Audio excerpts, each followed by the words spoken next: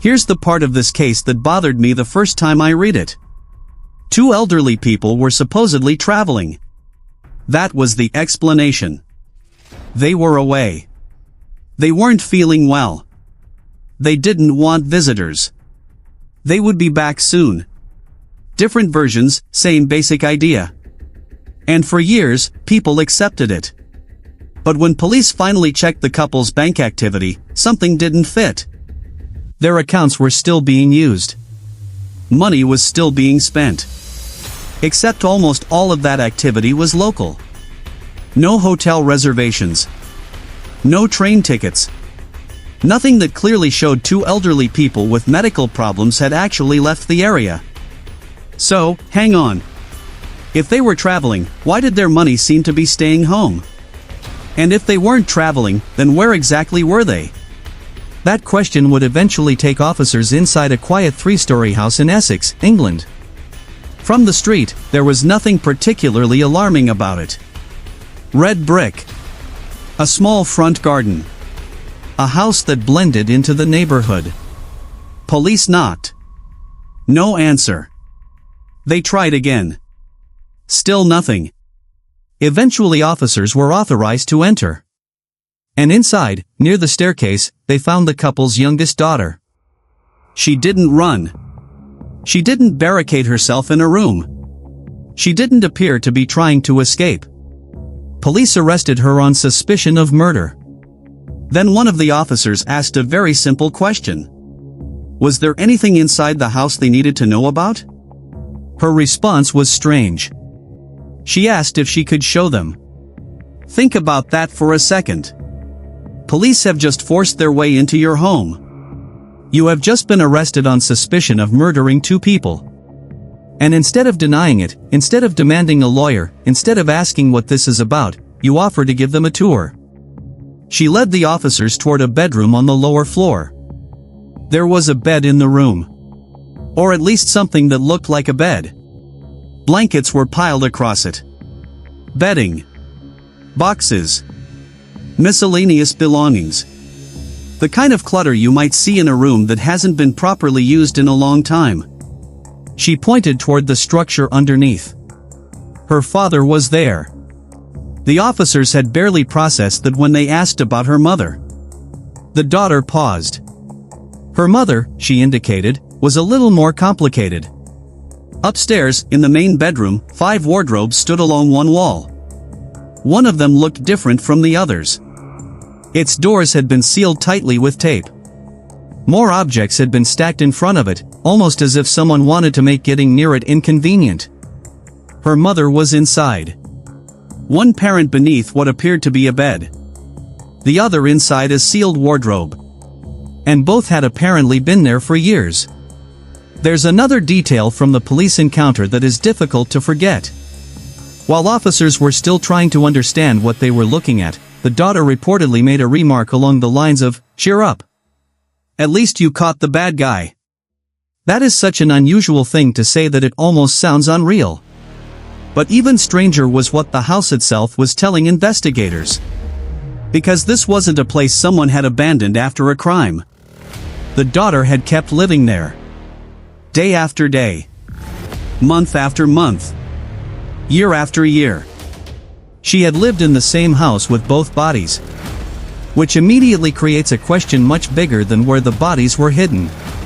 How do two parents disappear for roughly 4 years without their family realizing they're dead? Not strangers. Not distant acquaintances. Their own daughters. There were 5 daughters in the family. 4 of them had not physically seen their parents for years. Yet somehow the illusion held. Messages continued to arrive. Birthdays were acknowledged. Appointments were canceled. Bills were handled. The parents' money was still being used. From the outside, John and Lois were difficult to reach. But apparently still alive. That was the trick. The bodies weren't the only thing being concealed inside that house. For 4 years, someone had been maintaining an entire fake version of John and Lois's lives. And if you want to understand how that was possible, we have to go back to the person standing beside the staircase when police came through the window. Because long before anyone found the bed or the wardrobe, the family had already developed a structure that made this deception much easier than it should have been. And once you see that structure, 4 years of silence starts to make a little more sense. Not normal, but possible. And that distinction is where this file really opens up. John was around 70 when the events at the center of the case unfolded. Lois was around 71. They were not a socially easy couple. That matters here. Not because being private explains what happened. It doesn't. But because isolation later became part of the cover. John had worked in education and was described as extremely routine-driven. His days followed patterns. Wake up at a certain time. Eat at a certain time. Sleep at a certain time. Rules in the house were strict. The daughters later described growing up in an environment that could feel almost military. Don't make too much noise. Don't make too much mess. Don't disappoint your father. The punishment, according to the account in the case material, wasn't necessarily physical. Sometimes it was silence. Coldness. The sense that you had failed some standard that was never fully explained. Lois had her own difficulties. She was described as suffering from agoraphobia, meaning leaving home and entering public spaces could cause severe anxiety. She also had intense concerns about cleanliness. Objects needed to remain where they belonged. Surfaces needed to be cleaned repeatedly. Door handles needed disinfecting. Eventually, according to the account, John and Lois slept in separate rooms. He was downstairs. She was upstairs. That little detail may sound like ordinary family background. But keep it in mind. One parent downstairs. One parent upstairs. Because years later, that separation would be mirrored in the way their bodies were concealed. The couple had 5 daughters. 4 eventually left home. The youngest stayed. Part of the reason appears practical. She didn't have the same financial independence as her sisters. She had no stable career. And as John and Lois aged, they increasingly depended on her. John had multiple chronic health problems. He needed medication. He needed medical appointments. Lois rarely went outside. So who collected prescriptions? Who bought groceries? Who dealt with bills? Who could speak to doctors? Who had access to bank cards? Their youngest daughter. This is where the power inside the household slowly changes. From the outside, the parents are still the parents. They own the home. They have pensions. They have accounts.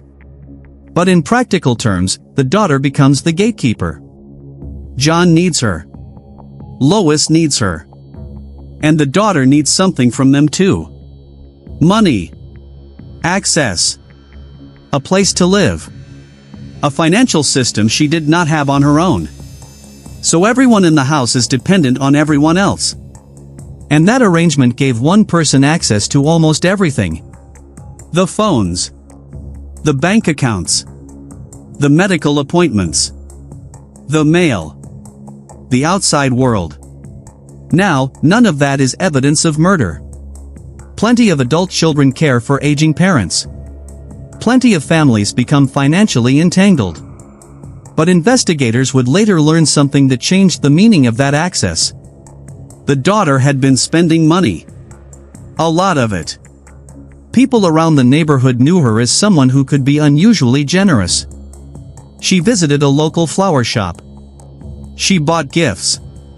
Not always for herself. Flowers for people she knew. Food. Coffee. Desserts. Alcohol. Sometimes neighbors would wake up and find bags of food sitting outside their doors. Sometimes gifts appeared late at night. At first, people thought it was kind. A little odd, maybe. But generous. Then it became excessive. Someone might tell her, "You really don't have to bring me anything." She would bring something anyway. Someone might explicitly ask her to stop. She still continued. And that creates an interesting contradiction. This woman was using money to create warmth around herself. She liked seeing people smile. She liked the friendliness that followed. She later described being drawn to the reaction she received when people were pleased by her gifts. But the money funding this generosity wasn't really hers. She told people she worked as a web designer. According to the case material, that wasn't what was actually happening. Much of her time was being spent gambling online. At first, perhaps it was manageable. Then losses grew. And gambling has a brutal psychological trap built into it. Lose money. Try to recover it. Lose more. Increase the risk. Convince yourself the next win will fix the last loss.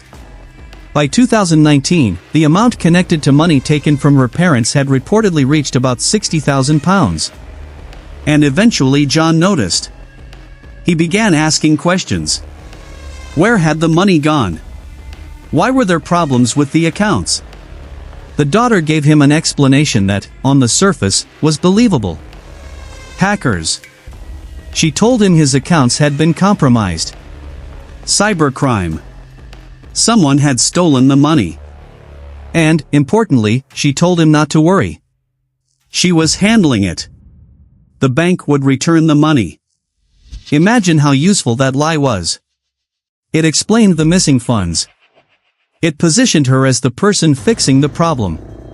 And it discouraged John from digging too deeply on his own. For a while, it worked. But lies like that have an expiration date. Because eventually someone asks the same question again. And again. Has the bank returned the money? What happened to the hacker? Why is this taking so long?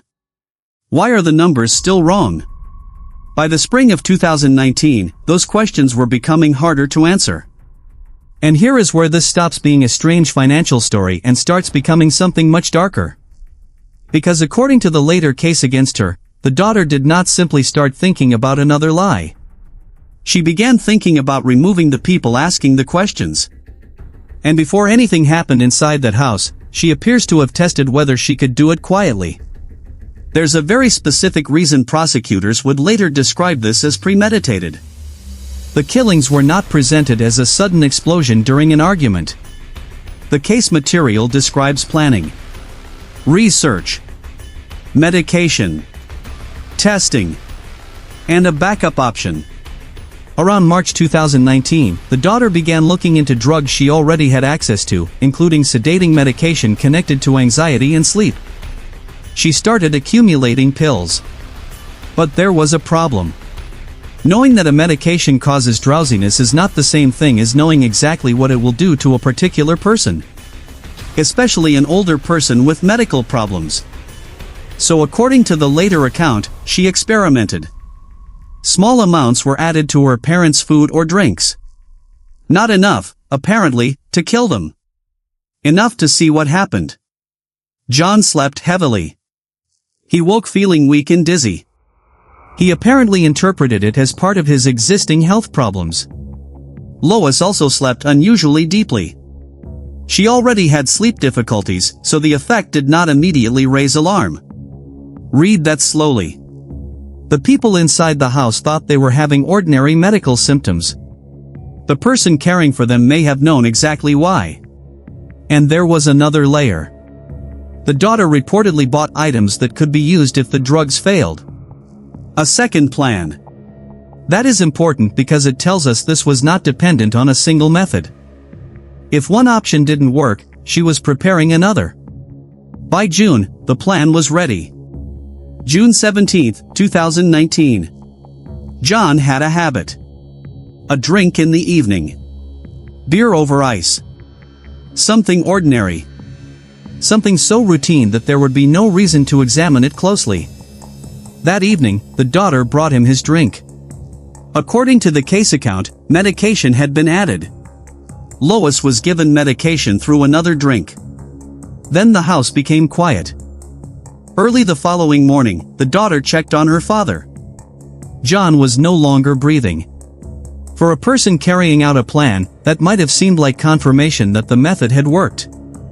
But upstairs, the situation was completely different. Lois was alive.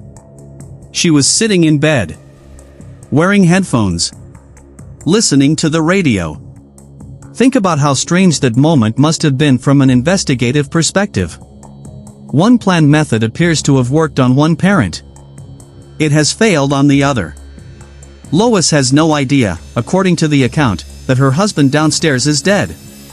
She has no idea why her daughter is standing in her doorway. The daughter later said she hesitated. Then she used the second method she had prepared. The case material says she entered the room with a knife and hammer.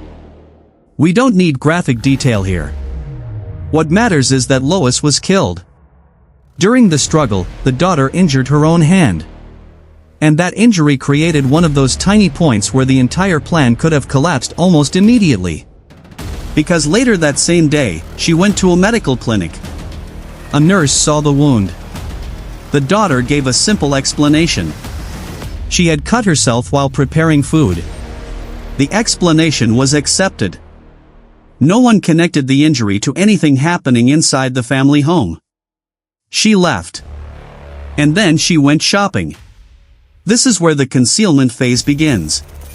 She purchased 2 sleeping bags. She brought them home. John's body was placed inside one. It was wrapped, sealed. But June creates a practical problem. Heat, decomposition, odor. A body hidden in an ordinary bedroom cannot simply stay there indefinitely. So the daughter needed something more permanent. She went to a building supply store. She bought materials including hollow blocks, sand, cement, and wood. Back inside the house, she built a structure around John. A wooden framework. Blocks. Cement filling the gaps. And when it was complete, it could pass visually as the base of a bed. Blankets went over it. Bedding. Objects. Clutter. A grave disguised as furniture. Upstairs, Lois was handled differently. Her body was placed into a sleeping bag, wrapped, and hidden inside one of the bedroom wardrobes. Blankets and clothing were packed around her. The doors were taped shut. Then objects were positioned in front. One body downstairs. One upstairs. The same basic geography the couple had followed while alive. And the youngest daughter remained in the house. That is the detail you have to keep returning to. She did not bury them somewhere remote. She did not abandon the property. She did not immediately disappear under a new identity. She stayed. She continued walking through the same rooms. She continued sleeping under the same roof. And if the concealment itself had been the whole plan, it probably wouldn't have lasted very long. Because John and Lois had doctors, banks, for other daughters, neighbors, people who might eventually ask where they were. So hiding the bodies was only half the job. Now she had to hide the deaths. And for that, she needed to turn 2 phones into 2 living people. Shortly after the deaths, messages began going out. One of the first explanations sent to family was that John and Lois had gone away to the coast. Walton. A holiday. There was even a kiss at the end of the message. A tiny detail. Completely ordinary. Exactly the kind of thing that makes a message feel real. From that point, the daughter had to perform more than one role. She was herself. But she was also John. And Lois. She used their phones. She sent messages to her sisters. She imitated the way her parents communicated. Birthdays came around. Messages arrived. Family members asked how things were going. Updates were provided. If someone wanted to visit, there was a reason not to. John wasn't well. Lois was tired. The timing was bad. Maybe later. Each excuse by itself was ordinary. That's the frightening part. If someone tells you once that their 70-year-old father isn't feeling well, you probably don't call the police. If an elderly mother who rarely leaves home says she doesn't want visitors, that isn't automatically suspicious. If parents text instead of calling, that may seem unusual, but not impossible. The deception didn't depend on one giant lie. It depended on dozens of small, believable ones.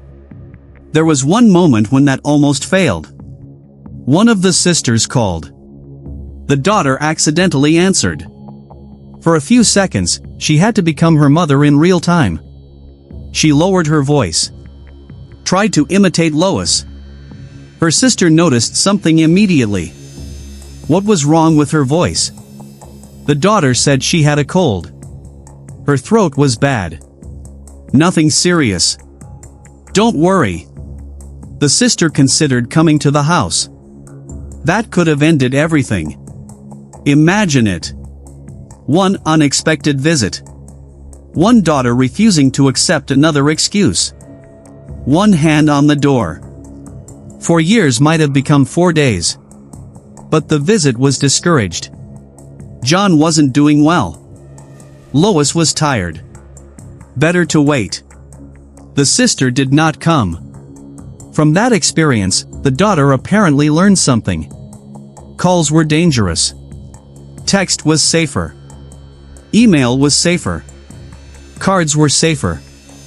Anything that removed the human voice from the deception gave her more control. So communication became increasingly indirect. Meanwhile, John's medical life had to be managed too. Remember the family doctor. John had chronic conditions. He needed appointments. Medication. Follow-up care. You cannot simply remove a person like that from the healthcare system without someone eventually noticing. So appointments were cancelled. Calls were answered. Explanations were given. He was away. He didn't want to come in. He wasn't feeling up to it.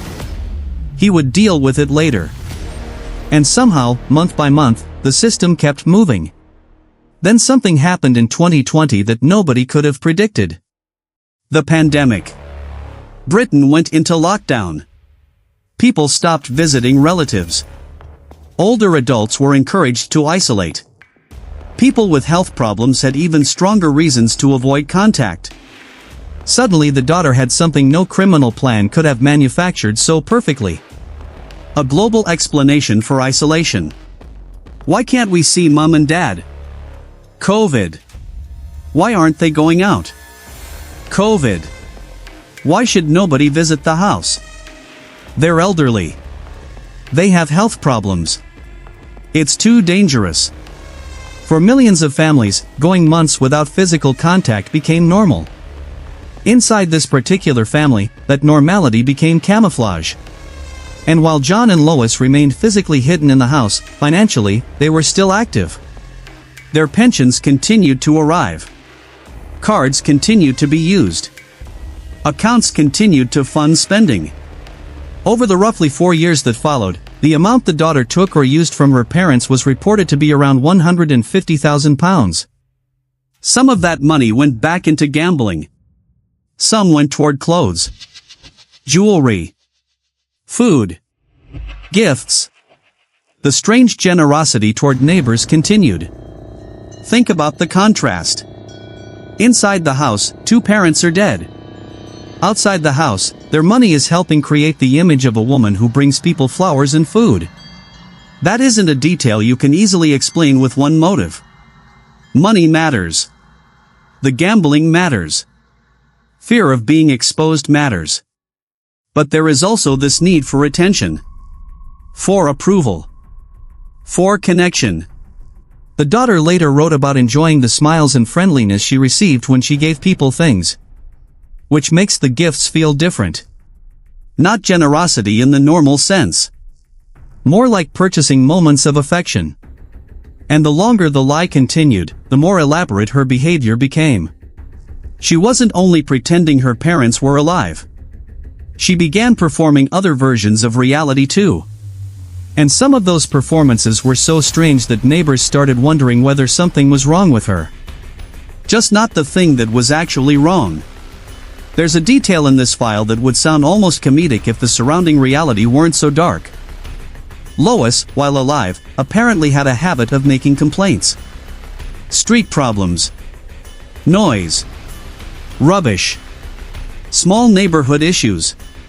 The kind of things some people regularly call authorities about. Once Lois was dead, those complaints could disappear. But disappearance creates change.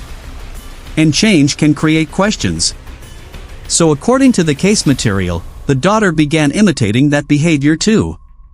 She made complaints in her mother's name.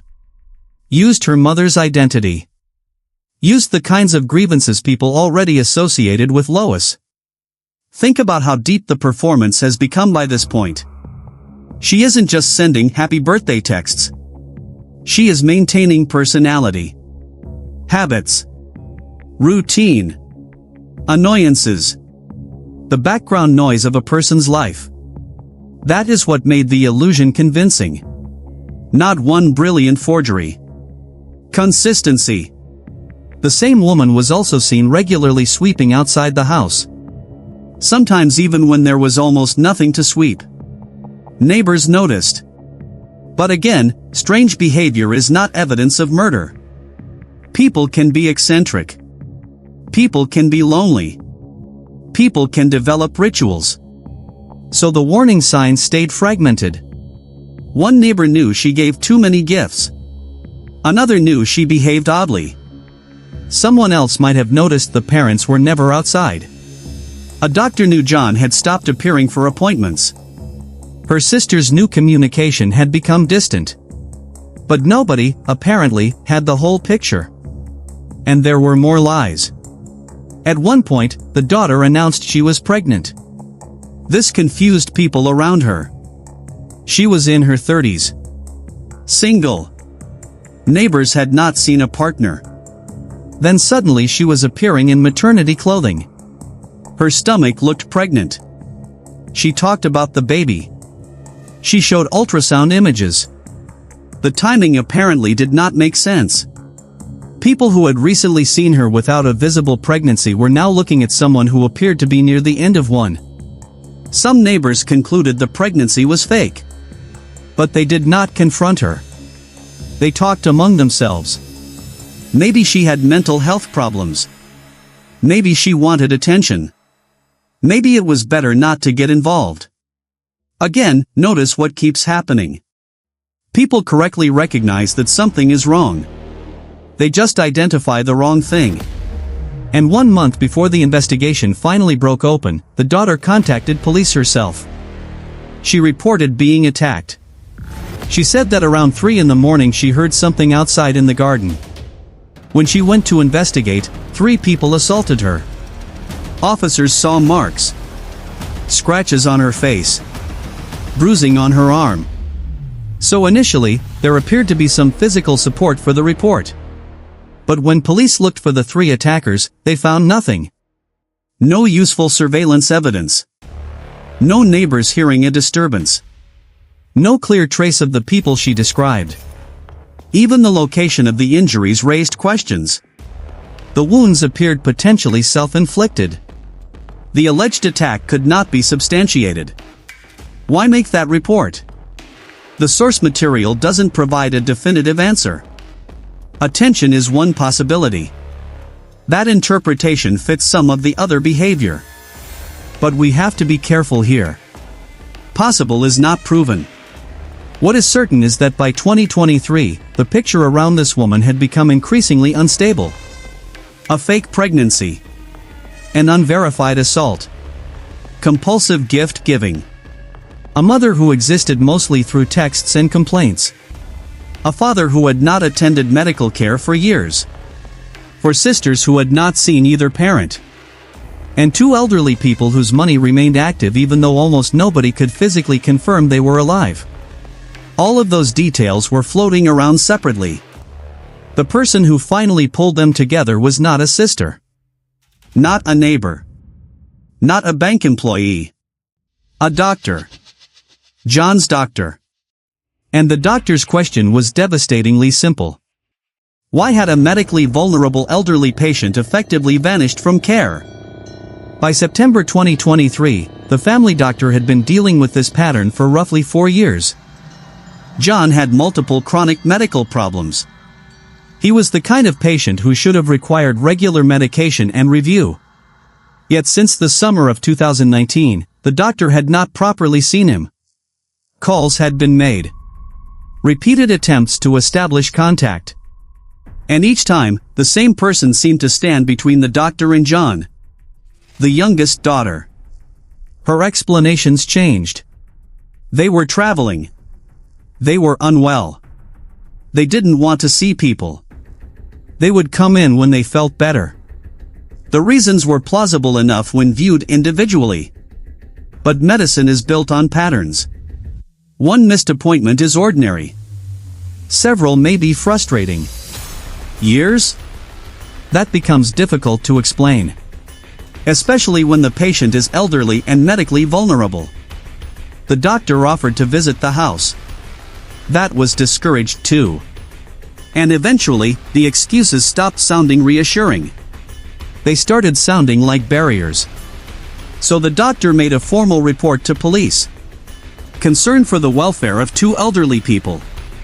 Initially, officers did what you might expect. They called the daughter. Where were her parents? Traveling. They would be back in October. Okay. Where exactly had they gone? Which hotel? That question appears to have caused hesitation. She did not seem to know. And there it is. One small crack. Not proof. Just a crack. Your parents are in their 70s. One has significant medical needs. You are the person who supposedly helps care for them. They are traveling. But you cannot clearly say where they are staying. Police could have accepted another vague answer. Instead, they checked the financial records. The accounts were active. There was spending. That might have reassured investigators. Alive people spend money. Except the geography didn't fit the explanation. The spending was local. There was no obvious hotel activity. No train tickets. No travel trail matching the story. So the money told a completely different story from the daughter. She said they had left. Their accounts suggested they had not. Police began speaking to the other daughters. And this is the point where the concern changes shape. Each sister, according to the account, had not physically seen the parents for around 4 years. 4 years. That fact is shocking, but it needs context. The family was not close in the way many people might assume families should be. The parents were private. Lois rarely left the house.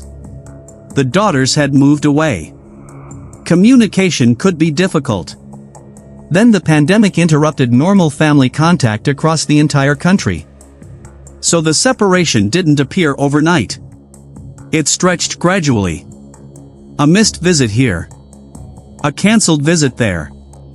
A message instead of a call. Another excuse. Another birthday text. Another year. And because the youngest daughter remained in the house, everyone else had one apparent source of reassurance. She's with them. She'll tell us if something is wrong. That assumption turned out to be the most dangerous part of the entire arrangement.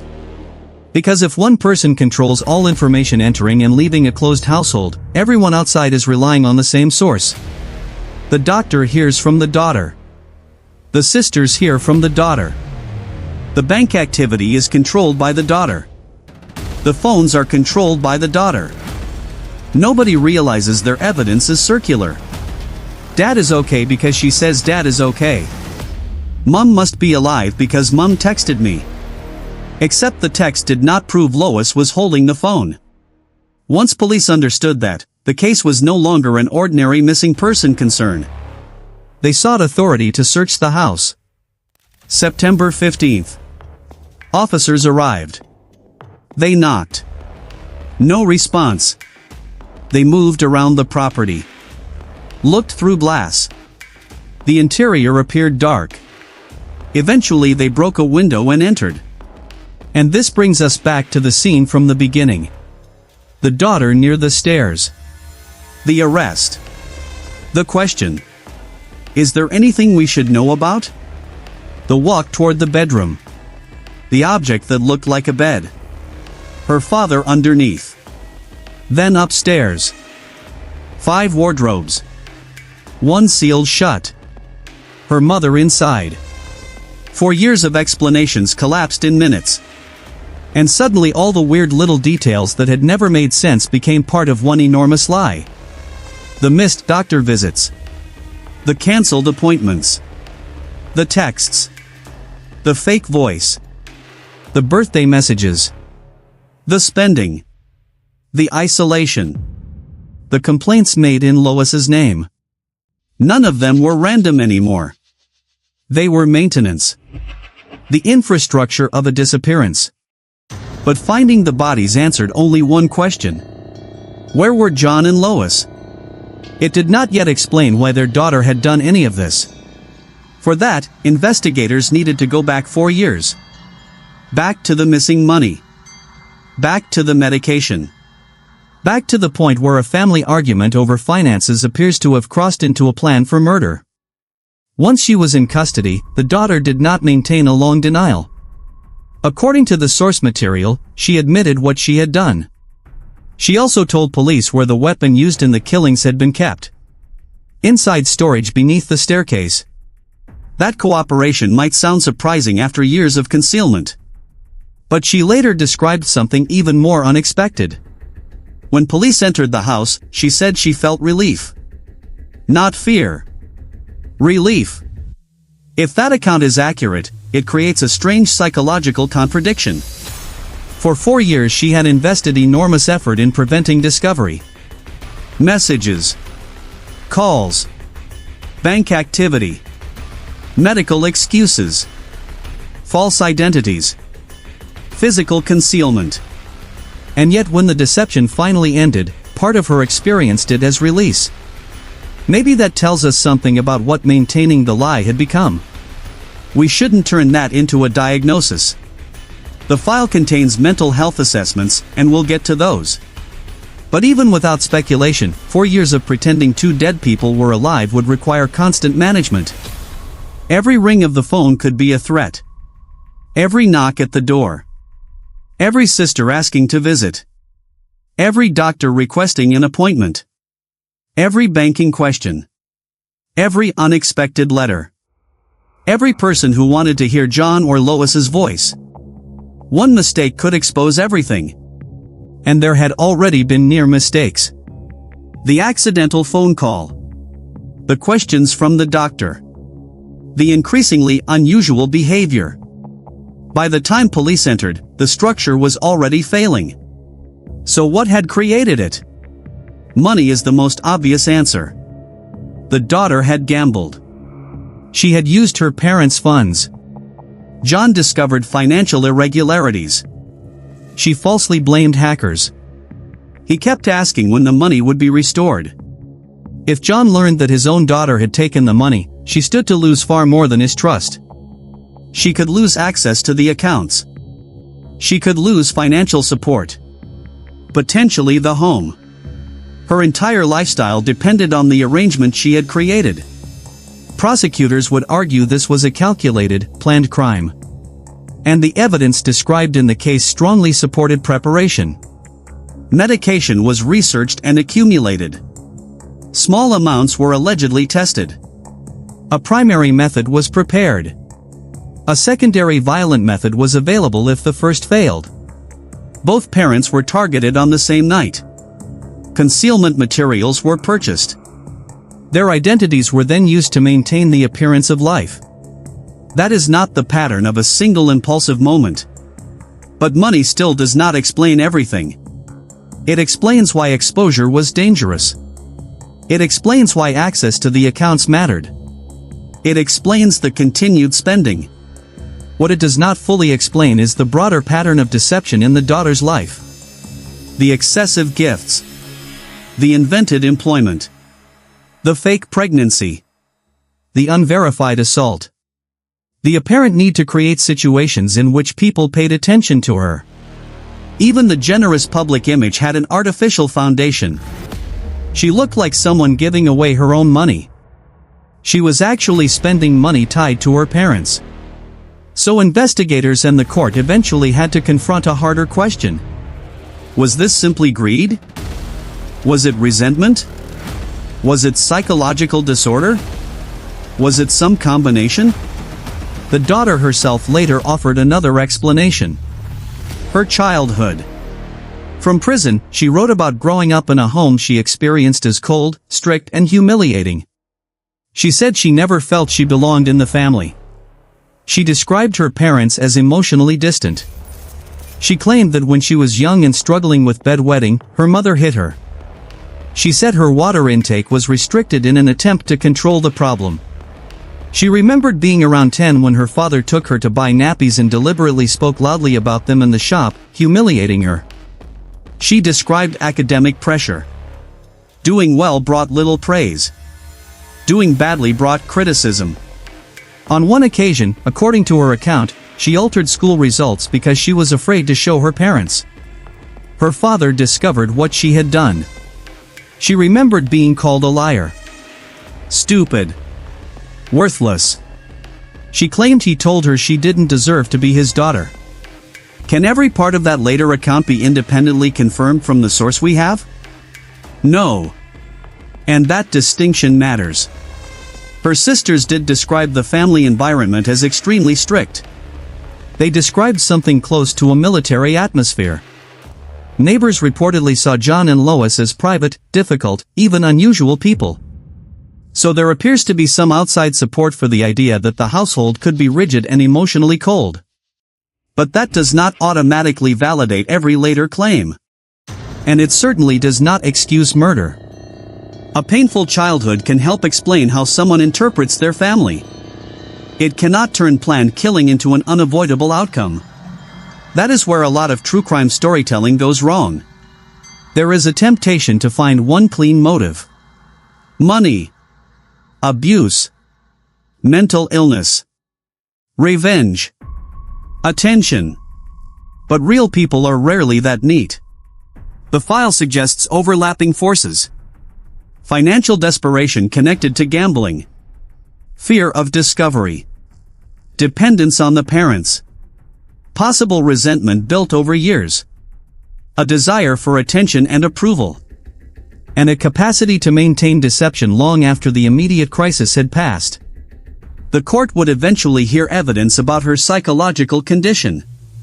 But even there, the answer was not simple. Because having psychological difficulties is not the same as being unable to understand what you are doing.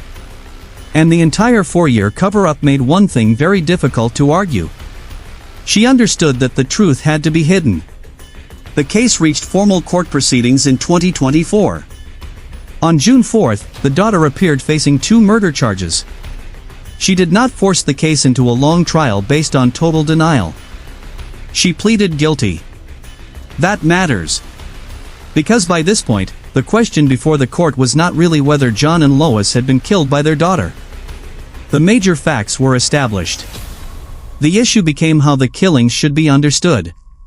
The prosecution's position was severe. These were not spontaneous acts. Not a brief loss of control. The preparation showed planning. There was a drug-based plan. There was a second method ready if the drugs did not work. Both parents were killed. Their bodies were concealed inside their own home. Their money continued to fund the daughter's life. And for 4 years, she maintained the fiction that they were alive. Her 4 sisters did not appear in court personally, according to the case material. Statements were provided through legal representatives. The defense did not attempt to present a simple innocence narrative. Instead, the court heard information about the daughter's psychological and developmental profile. She was described as having neurodevelopmental difficulties. Features associated with autism. Paranoid tendencies. Mild depression. A psychiatric assessment also identified some abnormal personality features. But the crucial point was legal responsibility. Did those conditions mean she did not understand what she was doing? The expert conclusion described in the source was no. Her difficulties were not considered sufficient to reduce her criminal responsibility in the way a major mental disorder might. She knew what she was doing. That conclusion fits uncomfortably well with the concealment. You don't need to be psychologically typical to understand that dead parents discovered inside a wardrobe and a cement structure would create consequences. The daughter behaved for 4 years as though she understood that perfectly. She hid the bodies, used the phones, canceled appointments, created explanations, managed accounts, impersonated her mother, stopped using phone calls when a voice imitation nearly failed. That last point is especially revealing. A mistake occurred. She adapted. Calls became dangerous. So she moved toward text and email. That is problem solving. Concealment. Risk management. The defense ultimately asked the court to recognize that she understood punishment was coming. Nothing more. October 11, 2024. The judge imposed a life sentence. The minimum term before she could be considered for release was 36 years. There is a grim symmetry in that number. By the time she could first become eligible for release, she would be around the age her parents were when they died. But if we stop here, with the sentence, we miss the part of this case that is actually hardest to forget. Because a life sentence explains what happened to the killer. It does not explain how two people could effectively vanish inside their own home while their identities kept moving through the world. That is the puzzle at the center of this file. And to understand it, you have to look at all the people who were not being malicious. The sisters. The doctor. The neighbors. The bank staff. People receiving texts. People receiving gifts. People hearing excuses. Almost everyone had a piece. Nobody had enough pieces at the same time. Think about what usually tells us another person is alive. It sounds like a ridiculous question. You see them. You hear them. You speak to them. But modern life has changed that. Sometimes the proof is a text. A payment. An email. A birthday message. A social account. A phone number responding. A card arriving. A relative saying, "I spoke to Mom. She's okay." Now imagine one person controls all of those signals. That is essentially what happened here, according to the case material. The daughter lived inside the physical space her parents had occupied. So she had access to the objects that represented them outside the home. Phones. Cards. Documents. Accounts. Medical information. Mail. She knew enough about their personalities to imitate them. She knew enough about their routines to explain why certain things were normal. Her mother almost never went out anyway. Her father had health issues anyway. The family was already emotionally distant. The sisters already lived elsewhere. Then COVID arrives and isolation becomes responsible behavior. The cover story didn't have to invent an entirely new version of John and Lois. It only had to exaggerate patterns that already existed. Lois stays home. Now she stays home even more. John is unwell. Now he is too unwell for appointments. The family doesn't visit constantly. Now they don't visit at all. The parents use phones. Now nearly all contact is through written messages. Each step is small. That is why nobody sees the cliff until they are already over it. And there is another uncomfortable part. People generally don't assume a family member is lying about whether their parents are alive. Why would you? Imagine receiving a message from your mother's phone on your birthday. Are you going to request proof of life?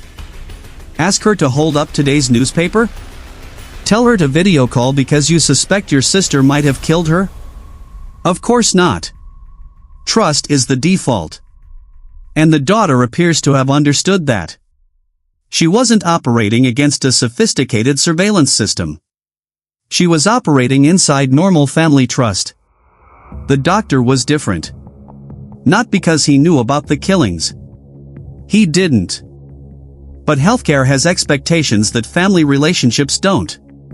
A chronically ill man needs reviews. Medication needs monitoring. If he repeatedly disappears from care, there is a record. A pattern forms. A daughter can tell her sister, "Dad doesn't feel like talking," and the sister may accept it. Tell a doctor that for years and eventually the doctor has a professional reason to stop accepting it. That is what cracked the illusion. Not a dramatic confession. Not a neighbor smelling something. Not a suspicious bloodstain. Not a hidden camera. Administrative inconsistency. A patient who should exist inside the healthcare system simply stopped appearing. The doctor kept asking. The daughter kept answering. And eventually the answers became less convincing than the absence. Police then did something equally basic. They checked the money. Again, no advanced forensic miracle. Just comparison. Claim, the parents are traveling. Evidence, their spending appears local. Claim, they will return in October. Question, where are they staying? Answer, unclear. Claim, everything is fine. Evidence, for other daughters haven't seen them in years. One inconsistency becomes two. Two becomes four. And suddenly the story cannot hold its own weight. That is something worth remembering about complicated criminal cases. The clue that breaks them is not always hidden. Sometimes it is an ordinary fact that nobody has placed beside another ordinary fact yet. John's missed appointments are not proof of murder. Local spending is not proof of murder. For daughters not visiting their parents is not proof of murder. A daughter answering every call is not proof of murder. But put those things together. Now ask the question again. Where are John and Lois? The answer becomes much harder to avoid. They never went anywhere. They were inside the house the entire time. There is a reason the physical hiding places stay with you. Not because they are graphic. They aren't, at least not in the way we need to discuss them. It is because they were built into ordinary domestic space. A wardrobe. A bed. Two of the most normal objects in a home. When police first entered that lower bedroom, the structure did not announce itself as a grave. It looked like furniture covered with clutter. That was the entire point. The daughter had used blocks, wood, cement and bedding to make the place containing her father blend into a room. Upstairs, the wardrobe containing Lois was sealed. Covered. Blocked by belongings. These were not hidden in some abandoned warehouse. They were part of the daughter's daily environment. She would have passed them. Known exactly what was behind the tape. Known exactly what was beneath the bedding. And still she maintained two separate realities. The physical reality inside the house. And the social reality outside it. Inside, John and Lois were dead. Outside, John and Lois were private, unwell, elderly, traveling, isolating, tired, difficult to reach. The daughter stood between those realities. That may be the most unsettling part of the case. Not the violence. The maintenance. Violence can happen in minutes. This deception lasted around 4 years. A crime that occurs in one evening still has to be emotionally and psychologically carried every morning afterward. For the daughter, every day in that house began with the knowledge of what was inside it. And yet daily life continued. Shopping. Gambling. Giving gifts. Talking to neighbors. Pretending to work. Making complaints in her mother's name. Sending messages to her sisters. Building an imaginary pregnancy. Reporting an alleged attack. Canceling medical appointments. Managing money. For the neighborhood, she remained the unusual woman who gave people too many gifts. For her sisters, she remained the sibling caring for difficult elderly parents. For the doctor, she became the increasingly frustrating barrier preventing access to a patient. For police, briefly, she was even the person reporting that she herself had been attacked. Nobody saw the full identity until the house was opened. That is why the case feels so strange. The truth was not invisible. It was distributed. Everybody saw something. Nobody saw everything. And maybe that is the strongest way to understand what happened to John and Lois. They did not disappear because no one cared that they existed. They disappeared because the signals proving their existence were outsourced to one person. A person who had access to their money, their phones, their home, their medical life, and eventually, their identities. If we follow the prosecution evidence, money is impossible to separate from the killings. The daughter had taken large sums. John had begun asking questions. The hacking story was running out of time. The daughter was financially dependent on the household. Her gambling created continuing pressure. And once John and Lois were dead, their pension income and accounts continued funding her. That is clear. But the prison letter complicates the emotional picture. She described years of resentment, humiliation, feeling unwanted, feeling criticized, feeling that she never truly belonged. Her sister's recollections of a very strict family give part of that story some context. The parents may indeed have been difficult, cold, controlling, emotionally limited. But there is a line we should not cross. Understanding resentment is not the same thing as validating what someone does with it. Millions of people grow up with harsh parents. Some leave. Some reduce contact. Some spend years in therapy. Some never forgive. Very few build a plan to kill their parents, conceal the bodies and impersonate them for years. So childhood alone is not an answer. Mental health alone is not an answer. Money alone may not be an answer. What the case gives us is a person who repeatedly solved problems by altering reality. Money disappears? Hackers did it. Parents are dead? They're traveling. A sister hears the wrong voice? Mom has a cold. Doctors want to see dad? He doesn't feel well. Mother can no longer complain to authorities? Make the complaints for her. No pregnancy? Create one. No attackers found? Report an attack anyway. That pattern does not tell us why every lie was created. The source itself leaves some of those questions unresolved. But the pattern is difficult to ignore. When reality threatened the version of life she wanted or needed other people to believe, she created another version. Most lies are temporary. These became structural. And the largest one of all required 2 dead people to remain socially alive. There is a sentence in the case that keeps bringing us back to the same paradox. When police finally entered, she felt relieved. Maybe the relief was simply the end of a secret. Maybe it was exhaustion. Maybe something else. We don't know. What we do know is that she had opportunities during those 4 years to tell someone. A doctor. A neighbor. Her sisters. Police, when she reported the alleged attack. She didn't.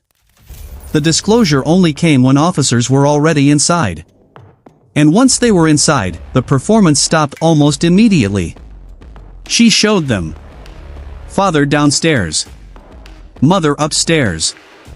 As if 4 years of concealment could suddenly be dismantled in a few minutes. That is why her remark to police is so difficult to forget. Cheer up. At least you caught the bad guy. There is something almost detached about it. She was acknowledging guilt. But in a tone completely out of step with what officers had just discovered.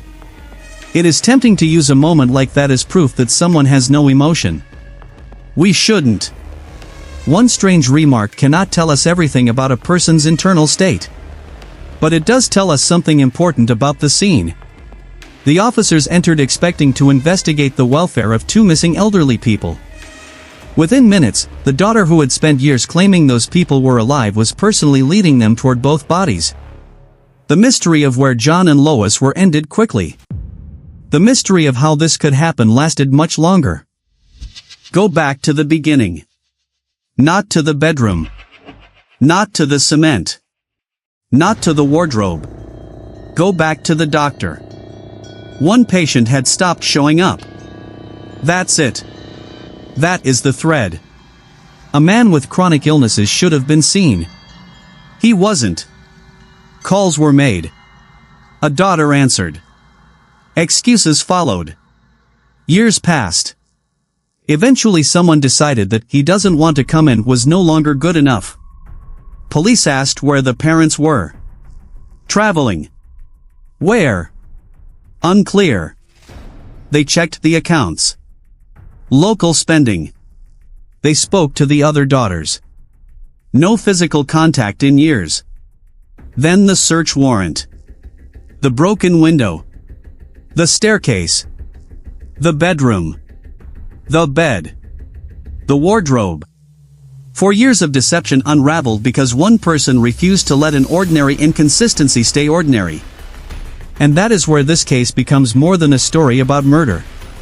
Because the most disturbing part was never that the hiding places were ingenious. They weren't perfect. The most disturbing part was that the cover story fit just well enough into normal life. An elderly mother who rarely leaves home. An elderly father with health problems. Adult daughters who have their own lives. A youngest daughter acting as caregiver. A pandemic that makes isolation normal. Texts instead of visits. Electronic banking instead of cash. A family already accustomed to distance. None of those things are sinister. Until you put them together with 2 bodies inside the house. That is the gray area this file sits in. The space between strange and suspicious. The space where most people hesitate. Because nobody wants to accuse a daughter of something monstrous simply because her parents are private. Nobody wants to interpret every cancelled medical appointment as evidence of a crime. Nobody wants to treat an unanswered phone call like a homicide investigation. And usually, they shouldn't. But sometimes a pattern becomes too large to explain away. Here, the pattern lasted years. That may be the final contradiction worth sitting with. The daughter managed to hide 2 bodies. But she couldn't completely hide absence. John's absence from medicine. Lois's absence from direct conversation. Both parents' absence from travel records. Their absence from family visits. The lie could imitate their words. It could use their money. It could send messages from their phones. But it could never fully recreate 2 living people. Eventually somebody noticed the gap. And once police began looking at the gaps together, the illusion collapsed. John and Lois had never been away. They had never been traveling. They had never been isolating somewhere else. For roughly 4 years, they had remained in the same house everyone was being told they had left. One beneath a structure made to look like part of a bed.